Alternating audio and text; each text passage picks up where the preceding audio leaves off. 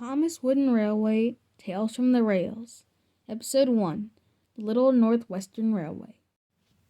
The engines of the Northwestern Railway like to be really useful.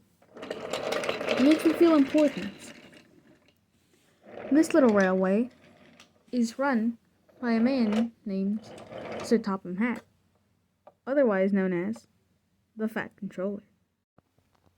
Every engine on the island of Sodor has their own specific job, which they normally perform to their greatest extent. The first engine is Gordon. He is the strongest engine and can hold the heaviest loads, and he often works with the express, but is sometimes assigned to freight trains, although he doesn't care for those trains too much. Next up is Thomas. Thomas is a little tank engine, and he is the first engine on the Northwestern Railway. He can perform boat duties, trucks and coaches, but he normally works with his two faithful coaches, Annie and Clarabelle. Up next is Duck. Duck is another tank engine from the Great Western Railway. He often works in the yard as a pilot, getting all the trains ready for the other engines to go to work. Henry is the island's second biggest engine. He is strong, but not as capable as Gordon, and often gets ill and has to be at the works for repairs. James is normally the engine that takes Henry's work when he's not feeling well.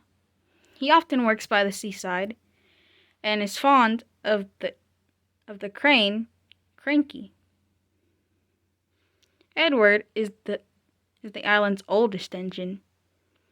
He normally pulls freight trains, but sometimes pulls coaches. He is not as strong as Gordon or Henry or James, but he is still very capable.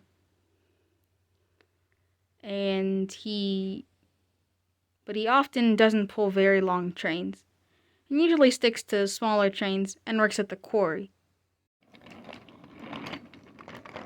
One day, Henry was not feeling well again. Sir Topham Hatt came to the works to see what was wrong. "Excuse me, but what is wrong with this engine?" The worksman replied, "We don't know yet, but he seems to not be able to make enough steam no matter how much coal or water we give him. You might need to send for a replacement because Henry will be here for quite a long time." "Okay then, I'll try and see what I can do. But hopefully, Henry, you can return to work and pull your trains as normal. Because with the summer rush picking up, we really need as many engines as we can to pull all the supplies and coaches for all the visiting guests here on Sodor." "Yes, sir. I understand, sir. I hope I get better as well." And Topham Hatt walked away to talk to the crane team.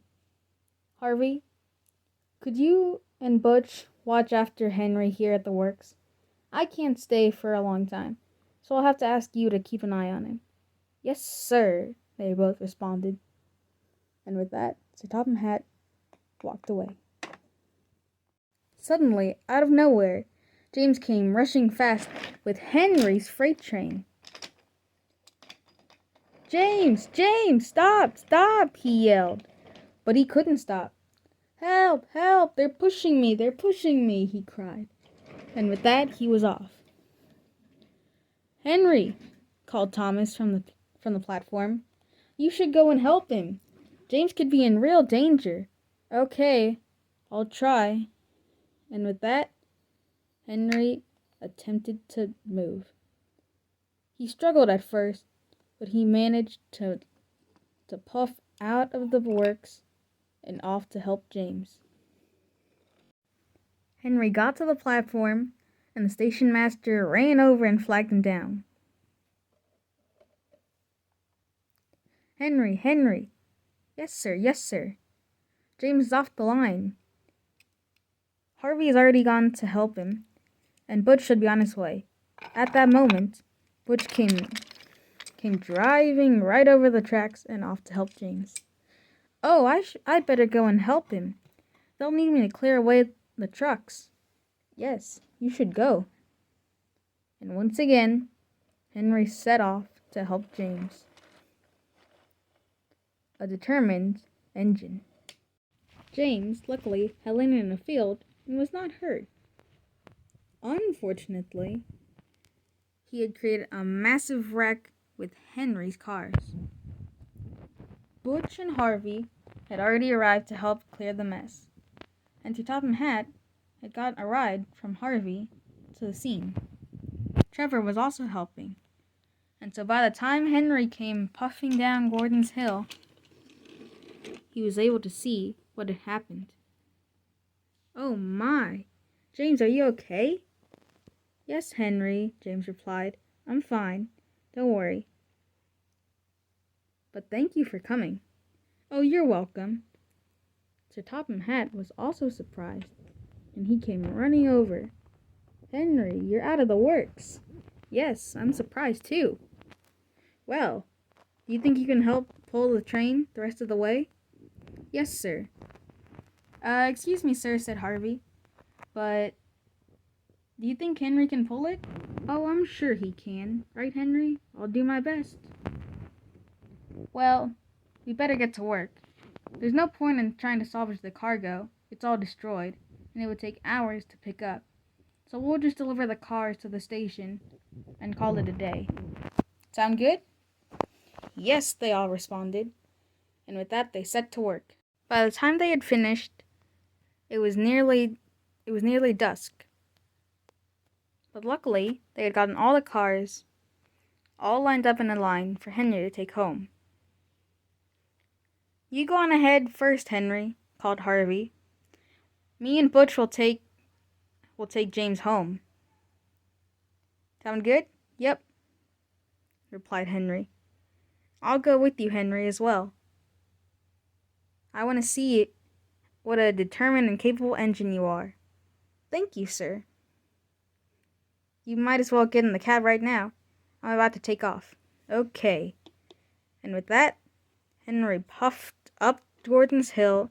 Slowly but surely, he managed to reach the top. I've done it! I've done it! I could do it! I could do it! He called, and coasted down the hill towards the station. By the time Henry had returned to the station, he was very tired, but he was proud of himself.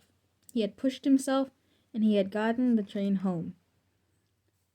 By then, all the other engines had arrived, and were congratulating him on making it. Good job, Henry, said Harvey. I thought you did a splendid job. Me too, added Butch. And so do I, grunted James. He would need to go to the work for repairs, but he was grateful that Henry had gotten the train home. Me too, said Sir Topham Hatt, who walked out of Henry's cab. You have done a spectacular job, Henry, and you have once again gained my pride. You have done well, Henry, and you will be rewarded by a new coat of paint, and you will be allowed to take the express sometimes. Oh, thank you, sir, said Henry.